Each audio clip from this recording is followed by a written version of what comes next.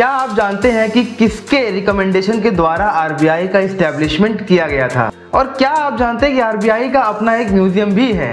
तो पिछली वीडियो में जो मैंने आरबीआई के फैक्ट्स आपके सामने रखे थे उसको आप लोगों ने बहुत प्यार दिया। मुझे अच्छा लगा आप लोगों के कमेंट वगैरह पढ़ के, और कुछ लोगों ने कमेंट किया था कि आरबीआई का पार्ट 2 चाहिए। तो आप लोगों की पेशकश पे मैं एक बार फिर से लेके हाजिर हुआ हूँ आरबीआई की इंपॉर्टेंट फैक्ट्स पार्ट 2। तो इस वीडियो में हम लोग बात करने वाले हैं आरबीआई के 7 और इंटरेस्टिंग फैक्ट के बारे में, तो बने रहिए वीडियो के एंड तक। तो हेलो एवरीवन, मेरा नाम है राहुल और स्वागत है आपका एक और नई वीडियो में।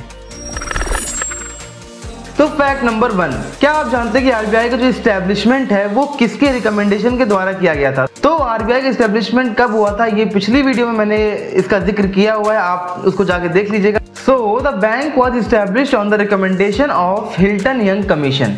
मतलब ये कि जो हिल्टन यंग कमीशन है उनके रिकमेंडेशन के थ्रू आरबीआई का इस्टेब्लिशमेंट किया गया था। जब भी कोई डिसीजन मेकिंग करनी होती है ना, तो इसके लिए कमेटी बिठाई जाती है। 4-5 एक्सपर्ट्स जो होते हैं उनको लेके एक कमेटी बनाई जाती है, और किसी पर्टिकुलर अगर डिसीजन पे काम करना है तो उस कमेटी को ये रिस्पॉन्सिबिलिटी सौंपी जाती है, भैया ये काम करना है, इस पर रिसर्च करके बताइए कि क्या ये काम सही होगा या नहीं होगा। तो हैमिल्टन यंग कमीशन के थ्रू आरबीआई बैंक को इस्टेब्लिश किया गया था।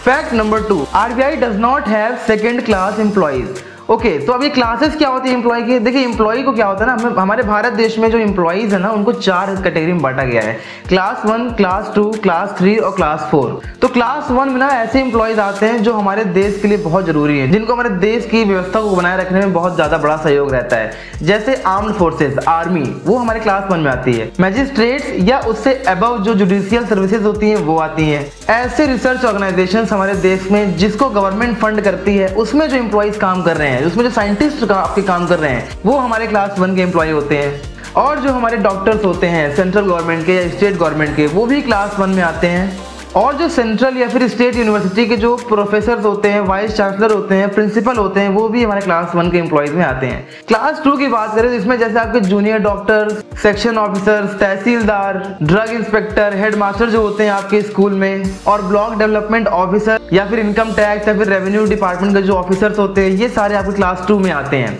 क्लास 2 को ही हम लोग गैजेटेड एम्प्लॉइज ही बोलते हैं। क्लास 3 की बात करें तो इसमें क्या होता है ना, ग्रुप सी भी इसको बोलते हैं। इसमें जो सभी पब्लिक सर्वेंट है जिनका कोई सुपरवाइजरी रोल नहीं है, जैसे lab technician, clerk, police constable, typist, stenographer, tax assistant, telephone operator, junior engineer, बहुत सारे ऐसे पोस्ट हैं जो कि आपके ग्रुप सी में इंक्लूडेड हैं। और आखिरी क्लास जो कि आपका है क्लास 4, जिसको हम ग्रुप डी भी बोलते हैं, उसमें आपके प्योन, क्लीनिंग स्टाफ या सिक्योरिटी गार्ड्स, ऐसे कुछ एम्प्लॉइज क्लास 4 में आते हैं। तो लौटते हैं वापस अपने टॉपिक पे। टॉपिक ये था कि आरबीआई में ना क्लास 2 के एम्प्लॉय आपको नहीं देखने को मिलेंगे, मतलब जो भी गैजेटेड एम्प्लॉइज हैं वो आरबीआई में इंक्लूडेड नहीं है। आरबीआई में केवल हमें 3 क्लासेस के आपको एम्प्लॉय देखने को मिलेंगे, क्लास 1, क्लास 3 एंड क्लास 4। और आरबीआई में इन सभी क्लासेस के अंडर 17,000 से ज्यादा एम्प्लॉइज भी काम करते हैं।